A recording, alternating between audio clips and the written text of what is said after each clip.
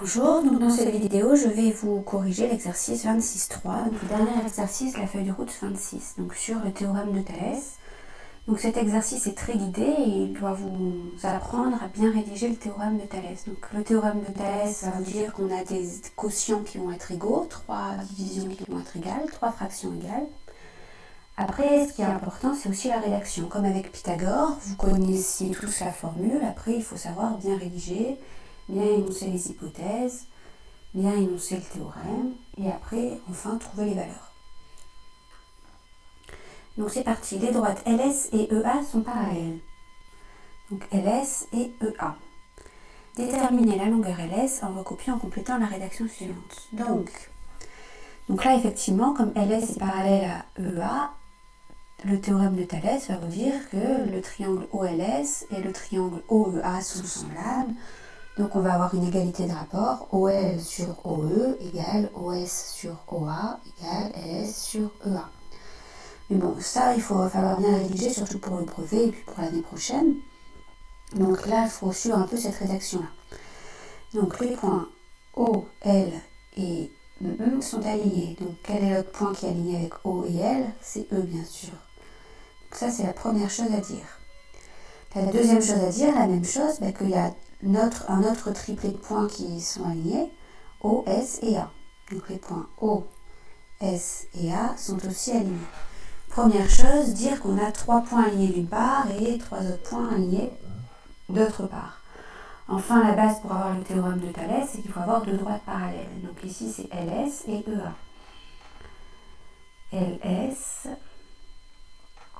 et EA. Voilà. Je vais descendre un petit peu.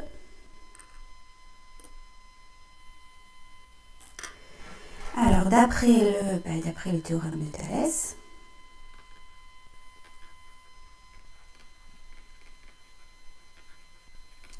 il faut écrire l'égalité des rapports. Il y a plusieurs façons de l'écrire, bien sûr. Donc, on commence toujours par réécrire avec les lettres. Ici, vous avez des points O, OL sur OE, qui vaut OS sur OA, qui vaut LS sur EA. Donc on commence par les écrire avec les lettres. Vous pouvez les écrire dans l'autre sens, c'est-à-dire que là j'ai d'abord écrit, vous voyez, le numérateur correspond aux côtés du triangle OLS. Donc on a OL, LS et OS. OL, OS, LS sont les côtés du petit triangle. Donc le petit triangle c'est lui. Et le grand triangle c'est lui.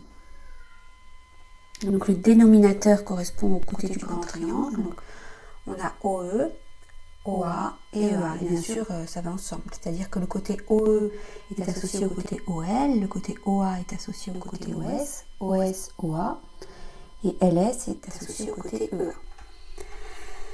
Voilà. Vous pouvez l'écrire dans l'autre sens que je disais, c'est-à-dire inverser numérateur ou dénominateur. L'important, c'est d'inverser partout. OE sur OL égale OA sur OS est égal à EA sur LS. Vous pouvez l'écrire comme ça. Bon.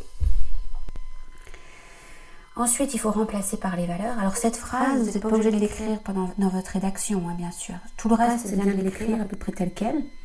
Celle-là, c'est moi qui l'ai écrite pour vous aider. Donc OL, on connaît, c'est 1,2 cm. OE, c'est on ne connaît pas. En même temps, c'est pas demandé, donc c'est peut-être pas très important. OS, c'est 2,3.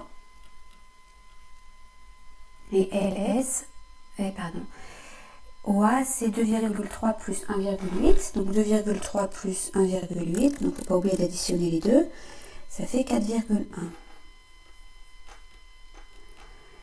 Est égal à LS sur EA.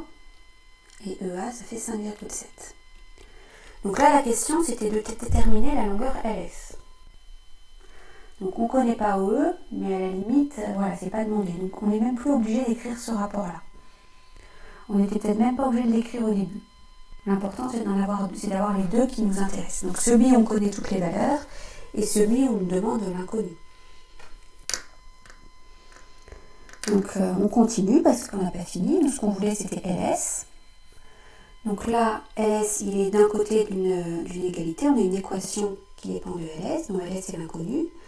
Et on aimerait bien qu'il soit tout seul. Donc l'astuce, c'est la règle de 3. Donc c'est avec ce symbole, par exemple. Pour avoir LS, on est obligé de faire 2,3 fois 5,7 divisé par 4,1. Donc LS, c'est égal à 2,3 fois 5,7 divisé par 4,1. Et ça fait, si on fait la calculatrice, 2,3 fois 5,7 divisé par 4,1, ça fait environ 3,2 cm. Voilà. Si vous n'aimez pas utiliser ce symbole qui est vraiment artificiel, qui n'est pas du tout naturel, je suis bien d'accord, vous pouvez résoudre de manière plus classique l'équation. Donc vous avez 2,3 sur 4,1, ça c'est juste une astuce très pratique. Donc si ça ne vous dérange pas de l'utiliser, tant mieux, c'est rapide. Sinon vous pouvez faire comme si vous résolvez une équation. Pour résoudre une équation, on isole notre inconnu. L'inconnu ici c'est LS. Donc pourquoi LS n'est pas toute seule là? Parce qu'elle est divisée par 5,7. Donc on fait la même opération à gauche et à droite. Et on fait l'opération inverse de diviser par 5,7. Donc on va multiplier par 5,7 à gauche et à droite. Et sur 5,7 fois 5,7. Voilà. Donc bien sûr, à droite, si vous multipliez un nombre par 5,7 et puis qu'après vous le divisez par 5,7, c'est comme si vous n'avez rien fait à ce nombre. C'est comme si vous aviez LS. Et là, pour multiplier, donc je vous rappelle une fraction par un nombre, on multiplie juste le numérateur par 5,7. Donc ça fait 2,3 fois 5,7, ça fait 13,11. Divisé par 4,1, donc LS est à peu près égal à 3,20 cm. Voilà, bon, j'espère que j'ai été assez claire, que j'aurai pu répondre à vos questions éventuelles. Sinon, vous me les écrivez sur Pronote. Je vous répondrai. Voilà, bon travail.